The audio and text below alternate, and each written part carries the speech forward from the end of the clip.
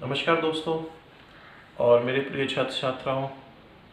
निस्संदेह आप अपने घर पर होंगे, सुरक्षित होंगे और इस विकट परिस्थितियों में आप साहस का परिचय देते हुए, संयम का परिचय देते हुए इस कोरोना जैसी महामारी को और उसके प्रभाव को अपने परिवार से, स्वयं से और अपने पूरे देश से मुक्त करेंगे, ऐसा मेरा पूर्ण विश्वास है। और आज कई दिन के बाद मैं आप सभी के सामने ये वीडियो लेकर आया हूँ। निश्चित ही आप सभी को ये बेहद पसंद भी आएगी और डीएलएड, बीएड, एमएड तीनों ही क्लासेस के छात्र छात्राओं के लिए ये बहुत ही महत्वपूर्ण टॉपिक है। और छात्र छात्राओं के लिए नहीं, अभी तो यह तो पूरे मानव जीवन के लिए ही बड़ा ही महत्वपूर्ण विषय है। मनुष्य को कभी ना कभी किसी न किसी क्षेत्र में, जीवन के किसी न किसी परिस्थिति में इस टॉपिक की, जो मैं आपको बताने के लिए जा रहा हूँ, उसकी आवश्यकता पड़ती ही है। और ये एक महत्वपूर्ण टॉपिक है हमारे सिलेबस का भी। आइए इसके विषय में चर्चा करते हैं। टॉपिक है परामर्श। आखिर ये परामर्श क्या है, किसे हम परामर्श कहेंगे, इसकी क्यों आवश्यकता है हमारे जीवन में, कौन कौन सी इसकी विशेषताएं हैं, किन सिद्धांतों पर ये कार्य करता है, इन सभी मुख्य बिंदुओं पर मैं यहाँ पर चर्चा करूँगा। जो परामर्श शब्द है वो अंग्रेजी भाषा के काउंसलिंग शब्द का हिंदी रूपांतर है और काउंसलिंग शब्द ग्रीक भाषा के, लैटिन भाषा के काउंसलिंग शब्द से बना है, जिसका अर्थ होता है सलाह लेना। इसीलिए मैंने कहा कि जीवन में किसी न किसी परिस्थिति में, किसी न किसी समय पर हम सभी को काउंसलिंग की आवश्यकता पड़ती ही है, परामर्श की आवश्यकता पड़ती है। निरंतर हम अपने घरों में अपने बड़ों से, अपने बुजुर्गों से सलाह लेते हैं और इसी को मायर्स ने अपने शब्दों में कहा है कि परामर्श से तात्पर्य दो व्यक्तियों के संपर्क से है।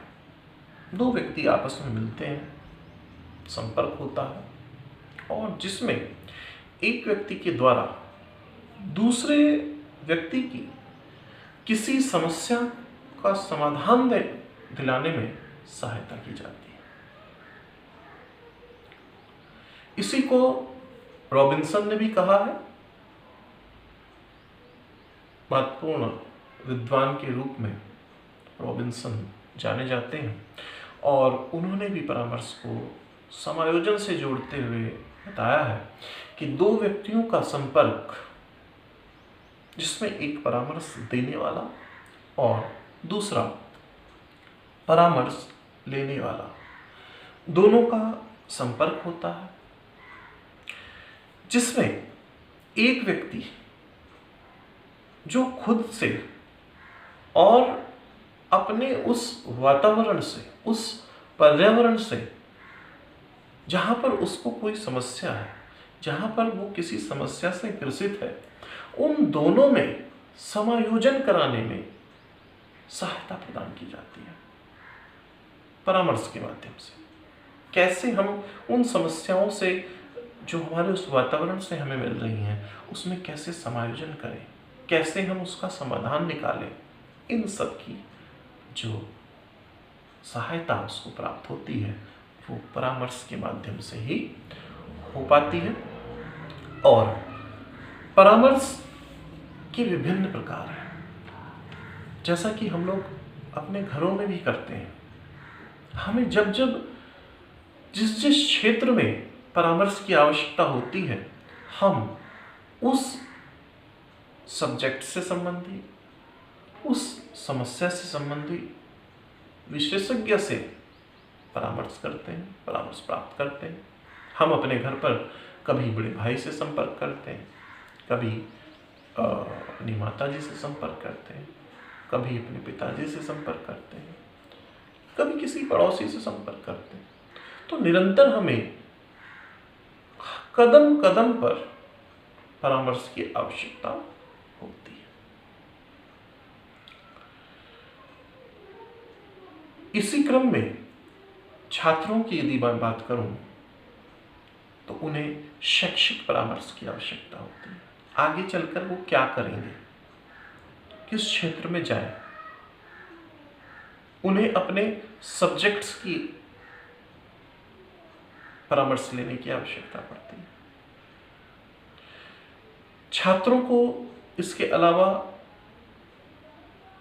छात्र परामर्श की आवश्यकता पड़ती है। बालक पढ़ते पढ़ते किसी विषय से उसको समस्या होती है तो उसे वहाँ भी आवश्यकता पड़ती है। कभी कभी वो डिप्रेस हो जाता है, कभी कभी वो सिलेबस को कर नहीं पाता है, तो उसे वहाँ भी परामर्श की आवश्यकता पड़ती है। व्यक्ति को अपना व्यक्तित्व निखारने के लिए परामर्श की आवश्यकता पड़ती है, जिसे हम व्यक्तित्व परामर्श कहते हैं। हम किसी विशेष रोग से ग्रसित हैं, उसका निदान हमें चाहिए, हमें नैदानिक परामर्श की आवश्यकता पड़ती है। हम किसी विशेष स्थिति में फंसे हुए हैं तो हमें स्थिति परामर्श की आवश्यकता पड़ती है। हम किसी मनोकायिक रोग से ग्रसित हैं, हमारे भीतर हमें मानसिक विकृतियां दिखाई दे रही हैं, कुछ ऐसे लक्षण दिखाई दे रहे हैं जो हमें किसी अन्य व्यक्ति में नहीं दिखाई दे रहे हैं, हम अन्य व्यक्तियों से विपरीत अपना व्यवहार कर रहे हैं, तो हमें मनोवैज्ञानिक परामर्श की आवश्यकता पड़ती है। हमें इंडिविजुअल परामर्श की आवश्यकता पड़ती है, जिसे हम लोग वैयक्तिक परामर्श कहते हैं।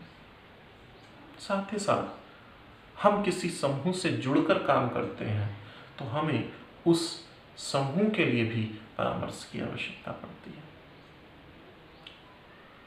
तो इस तरह से तमाम प्रकार का ये परामर्श होता है। और परामर्श के जो उद्देश्य हैं उन पर यदि मैं चर्चा करूं तो परामर्श में व्यक्ति को अपने से संबंधित जो उसका विकास का लक्ष्य है उसको प्राप्त करने में सहायता मिलती है। हर व्यक्ति अपने जीवन में कुछ ना कुछ डेवलपमेंट चाहता है, उसका अपना कुछ गोल होता है, कुछ उद्देश्य होते हैं, कुछ लक्ष्य होता है। उस लक्ष्य को प्राप्त करने में परामर्श उसकी सहायता करता है। इसके अतिरिक्त स्वयं को जानने का, स्वयं को की शक्तियों को पहचानने का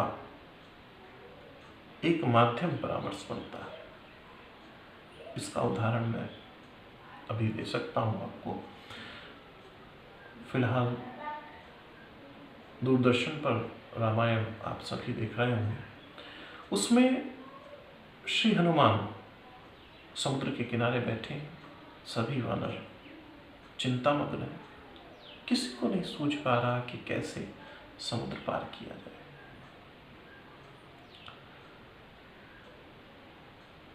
हनुमान को नहीं पता कि उनके अंदर इतना बल है, इतनी सामर्थ्य है कि वो अकेले समुद्र को पार कर सकते हैं, लंका पहुंच सकते हैं, वापस भी आ सकते हैं। वहां पर उन्हें परामर्श दिया जाता है, वहां पर उन्हें सलाह दी जाती है। उस सलाह के बल पर, उस परामर्श के बल पर वो अपनी शक्ति को पहचान पाते हैं, अपने को जान जाते हैं, और जब स्वयं को जान जाते हैं तो फिर आसानी से अपना लक्ष्य प्राप्त कर लेते हैं। तो इस तरह से परामर्श हमें खुद को जानने का, अपनी सामर्थ्य को, अपनी शक्ति को पहचानने का एक साधन बनता है, सहायता करता है। छात्रों की यदि मैं बात करूं तो छात्र जिस विषय में सूचना प्राप्त करने में लगे हुए हैं, विषयों को जानने में लगे हुए हैं, उससे संबंधित उनको कुछ समस्याएं हो सकती हैं। उन समस्याओं को पहचानना, उनका समाधान प्राप्त करना, ये सब परामर्श के माध्यम से ही संभव हो पाता है। तो परामर्श अपने आप में एक बहुत ही महत्वपूर्ण विषय है। और क्या आवश्यक है परामर्श हमारे जीवन में, उसकी कितनी आवश्यकता है, कितनी महत्ता है हमारे जीवन में।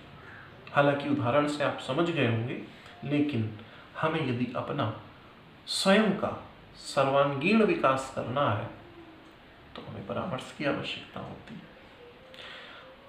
अपनी समस्याओं के समाधान के लिए हमें परामर्श की आवश्यकता होती है। हम यदि किसी श्रेष्ठ समुदाय का सदस्य बनना चाहते हैं तो हमें परामर्श की आवश्यकता होती है। हम किसी व्यवसाय में जाना चाहते हैं, कोई व्यवसाय करना चाहते हैं, कोई कार्य क्षेत्र हमें चाहिए, हम नौकरी ही करना चाहते हैं, तो भी हमें परामर्श की आवश्यकता पड़ती है। और हम किसी कार्य क्षेत्र में हैं, हम घर पर हैं, हम अपने नौकरी पर हैं, हम अपने व्यवसाय में हैं, कार्य क्षेत्र में लगे हुए हैं, और वहाँ पर भी हमें समस्याएं उत्पन्न हो रही हैं, तो उन समस्याओं से, उस वातावरण से हमें कैसे समायोजन करना है और उन समस्याओं को दूर कर देना है, इसका भी हमें केवल और केवल परामर्श के माध्यम से ही सहायता प्राप्त हो पाती है। हम परामर्श के माध्यम से ही उन समस्याओं को दूर कर सकते हैं।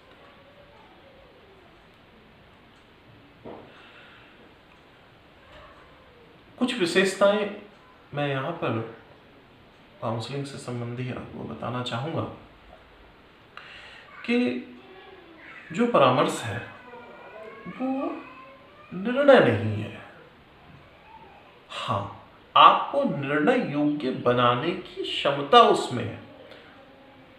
वो निर्णय नहीं ले रहा आपके लिए, आपको निर्णय करने योग्य बना रहा है कि आप निर्णय लें। वहां तो सलाह दी जा रही है, निर्णय स्वयं व्यक्ति को लेना है। तो परामर्श आपको निर्णय लेने की योग्य बनाता है। इसी तरह से परामर्श कोई समाधान नहीं है। हाँ, आपको समाधान करने योग्य बनाता है कि आप खुद उसका समाधान करेंगे। काउंसलिंग हो गई तो ये नहीं कि आपकी समस्या का समाधान हो गया, नहीं, आपको समस्या का समाधान करने योग्य आपको बनाया जाता है। तीसरी यदि मैं विशेषता की बात करूं तो जो परामर्श होता है बेसिकली व्यक्तिगत होता है। सामूहिक परामर्श वास्तव में परामर्श नहीं है। परामर्श दो व्यक्तियों के बीच है, एकांत स्थान में है, सीमित अवधि के लिए है, और उस सीमित अवधि में ही किसी व्यक्ति विशेष को ही समाधान दिया जाता है। हालांकि सामूहिक परामर्श भी होता है, दिया जाता है, लेकिन उसका फीडबैक कितना मिलता है उसके बारे में हमें ठीक ठीक जानकारी नहीं हो पाती है। और हम व्यक्तिगत रूप से व्यक्तियों की समस्या समझकर कार्य करते। तो परामर्श व्यक्तिगत रूप से किया जाए वही परामर्श कहलाता है। सामूहिक रूप से जो परामर्श होता है उसका फीडबैक या वो कितना कारगर हो पा रहा है, इसका सही सही आकलन होना मुश्किल हो जाता है। एक अन्य विशेषता है कि परामर्श मित्रतापूर्ण एक व्यवहार है, जिसमें परामर्श देने वाला और परामर्श लेने वाला मित्रतापूर्ण तरीके से एक दूसरे की बात को सुनते हुए, समस्या को जानते हुए उसके संबंध में कुछ समाधान प्रस्तुत करने की एक विधि है, एक प्रक्रिया। इसमें किसी वाद विवाद का प्रश्न नहीं होता है, कोई वाद विवाद नहीं, कोई तर्क कुतर्क नहीं है। ये एक मित्रतापूर्ण प्रक्रिया है।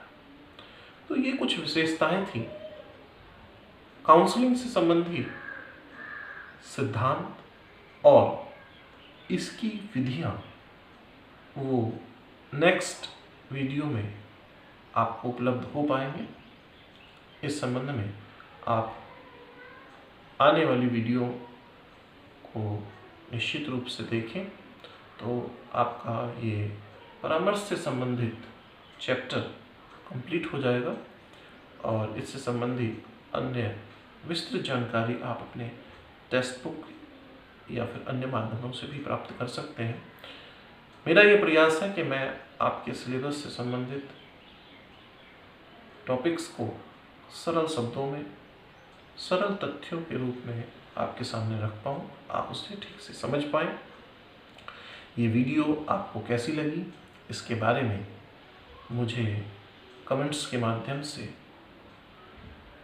अवगत कराएं और आप सभी मन लगाकर अपने सिलेबस को कंप्लीट करें, अपनी पढ़ाई को जारी रखें। इस लॉकडाउन के दौरान हम सभी मिलकर तकनीकी के माध्यम से जुड़कर इस विपदा से बाहर आएंगे। निश्चित ही हम सब एक बार फिर से क्लास में एक दूसरे से मिलेंगे, ऐसा आशा, ऐसी विश्वास रखते हुए आप सभी को बहुत बहुत शुभकामनाएं, बहुत बहुत ढेरों शुभकामनाएं। आयुष्मान भव।